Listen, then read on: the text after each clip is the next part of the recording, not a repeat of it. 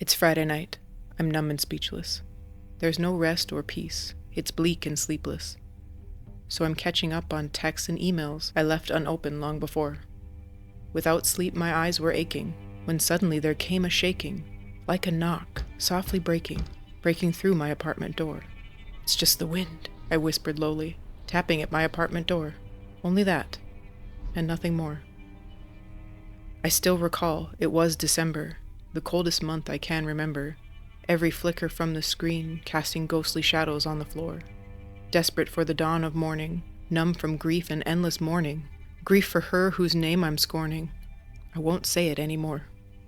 And the hush, so strange, so hollow, crept into places fear could follow, whispering through heavy curtains, pulsing through my chest's dark core. So to steady my breath from shaking, and to stop my tired heart from breaking, I muttered lies of my own making. "It's just the wind outside, I'm sure. Maybe it's a visitor, someone lost and confused and knocking at my door. Maybe it's just a glitch and nothing more." Through my anxiety intensely spiraling, I spoke with shaky courage rising.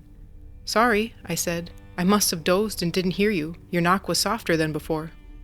That's a lie. The truth is I was scrolling, reading comments full of trolling, letting all that mindless drolling drown out knocks I might ignore. I usually don't have guests unexpected. You probably should have called or texted.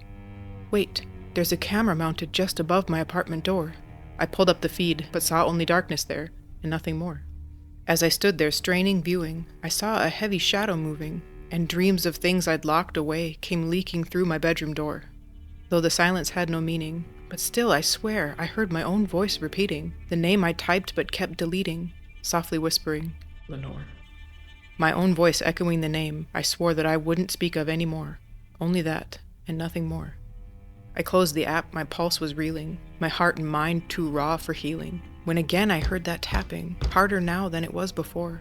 "Surely," I gasped, "this is madness. It's just my guilt and creeping sadness, from the moment that my rage took hold and turned from red to blackness, still hours fresh and bleeding sore. Wait a minute. If I can see outside my open window, maybe I can peer down into the blackness and catch a glimpse to stop this madness, to prove this is no person knocking at my door. It's just a draft and nothing more." As I threw back the window curtain, my hands were shaking, and I felt my mind and senses breaking, when through the open window flew that heavy shadow from before. I panicked, but this was no monster from my imagination. It was just a bird with grim fixation. A raven, without a glance or hesitation, and with quiet domination. It perched itself on the bust of some dead goddess I ordered online to spruce up my decor. It just perched and stared, and nothing more. Then this bird of dark dimension stirred my soul with apprehension, though its gaze was still and lifeless, like a mask from ancient lore.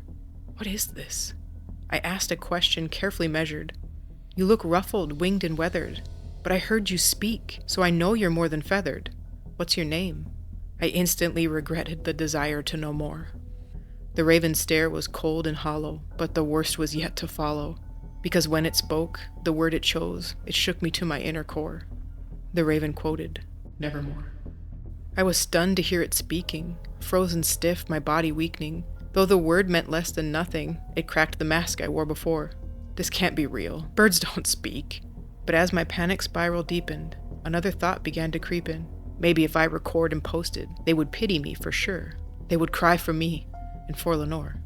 Maybe they would think she left me, and not suspect the truth that pressed me, not hear the silence screaming through this blood-stained corridor.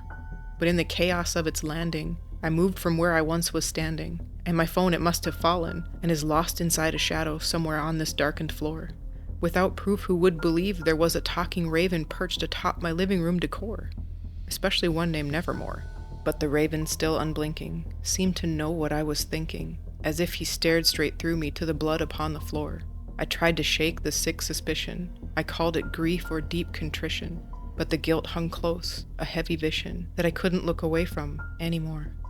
I couldn't scrub the way her pleading echoed off these very walls, only hours just before she stilled and spoke no more. The air grew thick, the lights grew colder, and voices whispered from the corner, saying things I dare not utter, speaking of the crime I had committed in the hours just before. I closed my eyes but saw her clearer. It was Lenore's face, but drawing nearer, her body pale and broken in the mirror, floating just above the floor. Arms outstretched, her mouth still bleeding, reaching through my bedroom door, reaching for me to settle the score.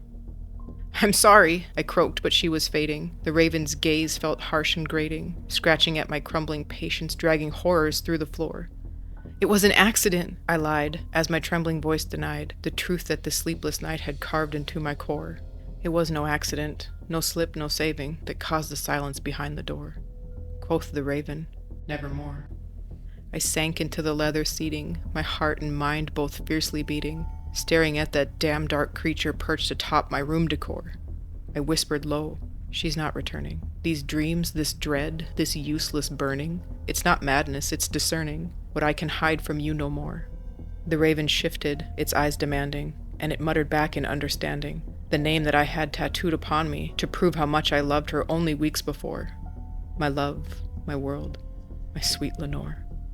The smell of iron, thick and seeping, filled the room where she lay sleeping, where once I thought she'd never leave me, where I thought our love would soon restore. But anger flared, and hands once mild twisted into something wild, and through my rage a fate defiled. Now the ghost of Lenore lingers over the stain upon the floor, watching and waiting, a memory, and something more. "Demon!" I screamed at the black cold specter. "Tell me I'm no wretched defector! Tell me this is just the sorrow of a heart that's bruised and sore!" But the raven, cold and dying, answered not my desperate crying, just the shadow of her voice, still lying trapped behind my bedroom door, just the echo of a choice I cannot take back anymore. The raven quoted, "For Lenore." "You don't know," I croaked in pleading, but the room itself was bleeding. The walls ran red with the silence I had murdered just before. "It was anger," I kept crying. "It was panic, not deciding. I just wanted peace, not dying. I didn't mean to lock that door." But the raven brought a message. "Dear sir, there is no need for your confession. I care not what excuses you manage to explore. You see, your crime was so horrific that your punishment is so specific. No prison cell will keep you from what you did behind that door." The panic in me started rising. My own fate, I'm realizing. This bird was speaking of the justice being sought for sweet Lenore. And suddenly there came a shaking, like the very walls were breaking, a pounding loud, relentless, at my trembling apartment door. "It's not the wind," I whispered lowly, as the giant reaper slowly came to claim me for my crimes against my love. Lenore. And the raven? Well, the raven sat there smiling, his dark figure so beguiling, perched atop the dead-eyed goddess I had ordered for decor. Quoth the raven, "Nevermore."